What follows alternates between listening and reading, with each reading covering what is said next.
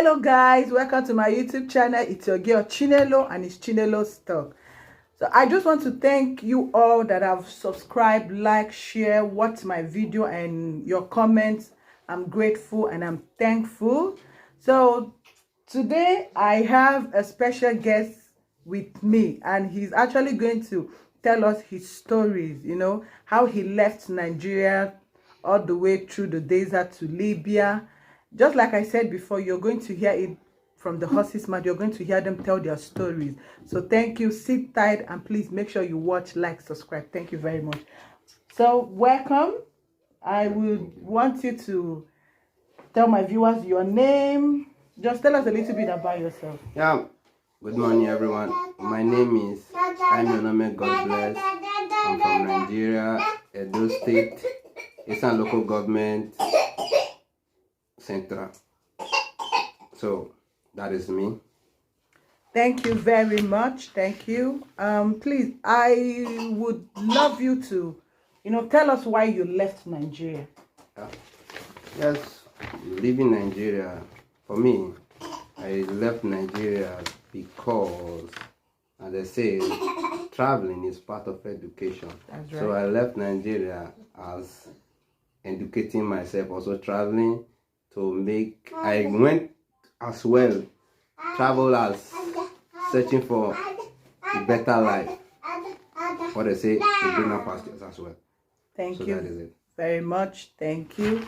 So, like I said before, you are actually going to, tell us a little bit of how you got to Libya.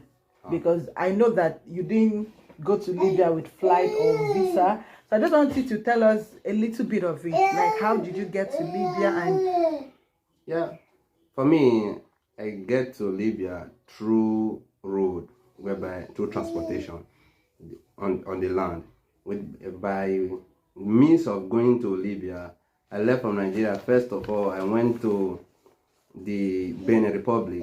From Benin, I took a bus from there going to what do they call this place again? I forgot. Benin. No, from Benin, I would take a bus to Agadez. Okay. From Agadez, then I met a group of people in the park, which are also traveling. So I joined it. When you are traveling, you see a bus You and meet a lot of people. Like they are going my direction. So I took the bus as well, following them to taking bus from Agadez to Libya. So that is how the travel started. Okay, so I want to ask you a very good question. How was the journey? The journey so far was not that good. It was rough. But when you are searching for something and you put your energy in it, focus. So I get there by the grace of God. So was there any casualties? Because Yeah. I know traveling and again, being a young black boy from Nigeria, traveling throughout those routes, was there any casualties? Were there things you experienced, like Yes. the pains, the joy, the sufferings that came out of it? There are a lot of things, there are a lot of experience in it. There are people that died, people fell from the truck. The bus, the train, the vehicle will not stop. As you are there, you are there. So if someone falls down, like the bus, the truck is not stopping for anyone. Because it's a hillos, a hillos, you know how hillos is. So we hope pegging a stick around it, sit it down. So the people that fell down, what happens to them? They are gone. We don't know. They are dead. Some might be dead. Some might be there. Maybe they will see another vehicle coming, but I don't know. But people that fell from ours, from like the hillos that I was, You people left them behind. we left them behind because the driver didn't stop. So you cannot help anybody. So you keep on moving. Wow. So, how were you able to sustain yourself? Because you're traveling through the desert. So how were you able to eat, take your bath, and have those essential things? First, when we were there in that Agadez bus stop, I bought a little things like juice, which is a Coke and bread and biscuit and all that. So I took them along and water. So, but for taking bath, because you can't get will you take bath? So you cannot take your bath. So you guys didn't eat any solid food. You only ate the junk food. No solid food. Only bread, biscuit, and sometimes you take glucose. Okay, that was all in you order guys. to get strength to move on. So that is it. Wow. Okay.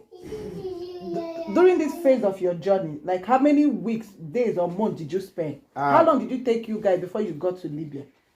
For my journey, because many people depends on the route people take. Yeah. For like mine, it took me 2 weeks to get to Libya. Wow. So through those 2 weeks, no sleeping, no resting, So keep walking, and throughout this 2 weeks, you were on transit. yes, You know, from one place to another. When you get to, there is a point you get to, maybe they don't have fuel enough again. They'll ask you, everybody will come down. Those people that are taking you, which is the Arabs, they will drive their vehicle, they will leave you there. They will only tell you, sit down here, don't move. Because of the fear and because of the guns they are holding. So you sit down, you don't move, you just relax, praying that you get to your destination. So you guys would sleep there? No, yes, no bed, nothing, no roof on your sleep head, on the floor with on top of sand, no level. So that is it. Wow. Okay, so when you got to Libya, because throughout those 2 weeks you were on transit. Yes. So when you got to Libya, and I just want you to tell us, how was it like living in Libya? Because you're a Christian. Yes. And Libya is a Muslim country. So how were you able to live in Libya, get a job, sustain yourself? And yes, from when I get to Libya, I met a lot of people, a lot of black Nigeria as well. Some are Yoruba, depends, but they are blacks. So as a young boy like me, you need to mingle to know somebody, because you need to know somebody to get to where you are going to. So you have to mingle. Yeah, I meet some friends there. I meet some guys. So based on chat with them, I talk to them. They tell me this is what happened here and this is it. So I need to play along in order to survive. So you were able to get a house through them, a job. It's a ghetto. I stay with them. There are many, unto about 10, 15 people there. So 15 people stayed in one room? Yes. So in the morning, they'll go out searching for a job. Sometimes Arab will take them and say, come and work in my farm, come and clean my house. So from there, we start to make a living. Like me, I went to where they are washing cars, a car wash. Yeah. So I met somebody there also. They told me, okay, they will be paying me a little. So I work with the man, washing cars and all that. So how was life there? Because you don't understand their language. So how was your social life there? Was there any social life, like going to play football? No. Movies or? No, you can't move. You stay where you are. No, you can't watch movie. You cannot play football. Only what you will do, maybe when they brought a car for you to wash, you wash. Then you find something to eat, like take juice, and biscuit. Maybe sometimes you eat banku as well. Maybe people don't know banku. It's like. But you guys were paid, right? Yes, we have been paid. The man I met there paid me a little. It was a bit okay for me. That is it. Okay, so you stayed in Libya. How many months or days did you stay in Libya? Like me, I spent a month in Libya. Okay. Before leaving Libya, I spent a month. Okay, you spent a month and.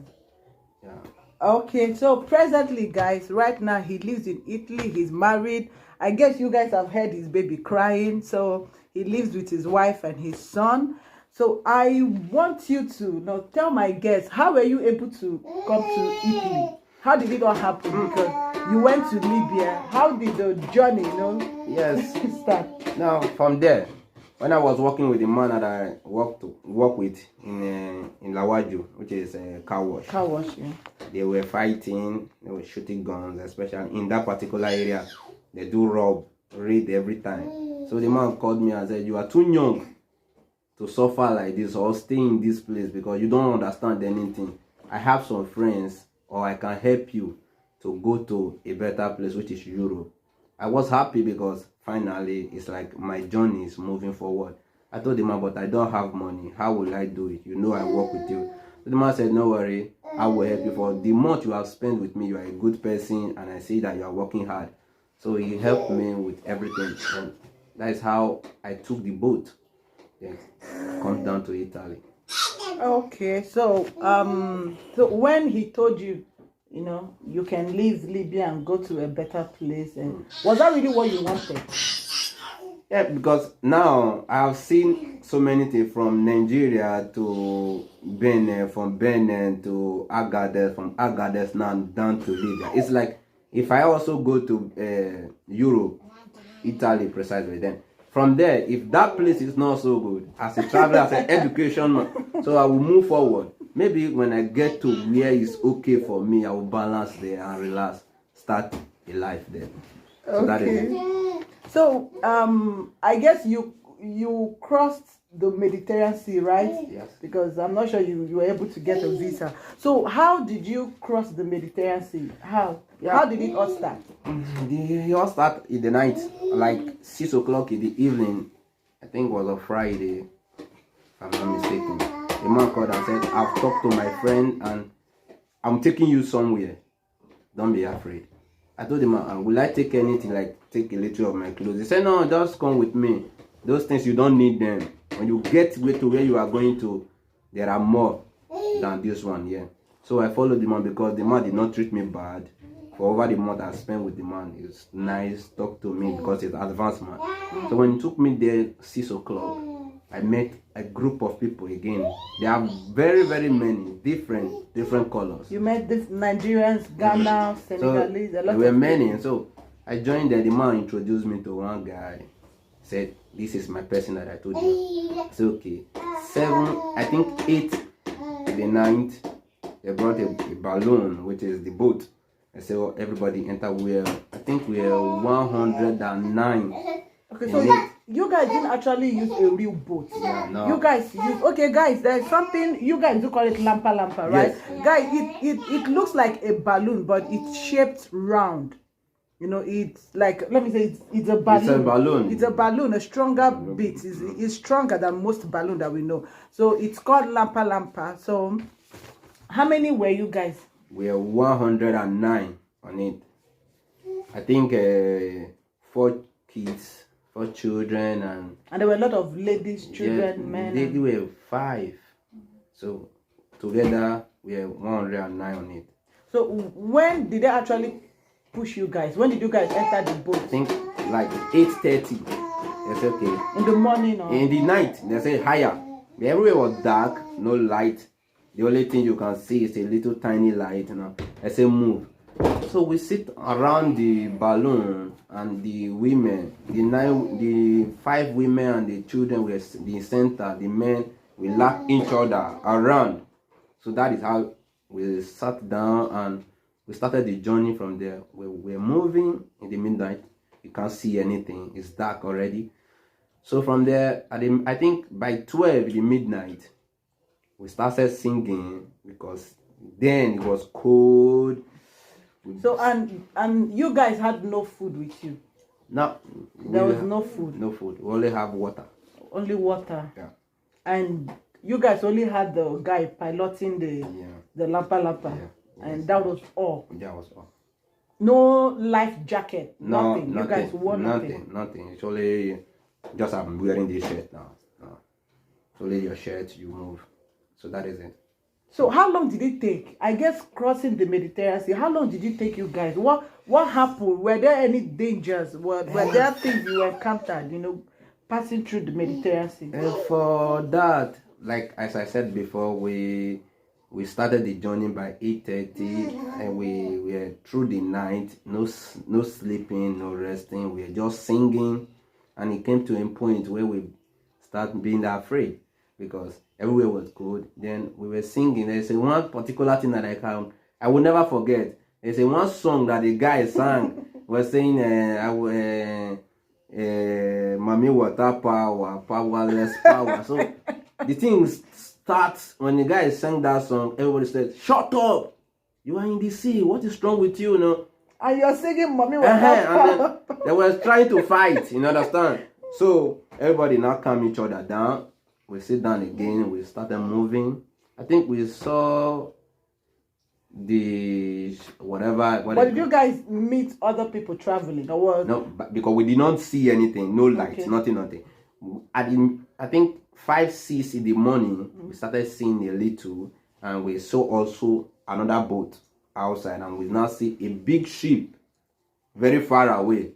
So we started happy and said, yeah, wow, I think that one will be good. That is where we are going to. So we were happy, and later there's one of our friend is more advanced than us. Then he said, calm down, sit down and focus. So we sat down and we are driving forward a little by little. So now we now see the sea. By 7, we now see the sea very well. Everywhere we're not bright. And at that point, what was going through your mind? There I said, yes.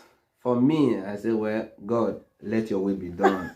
Because me, I cannot, if I look back, I will not see anything. I look my left, my right. So you were front. surrounded? We were surrounded by only just the water.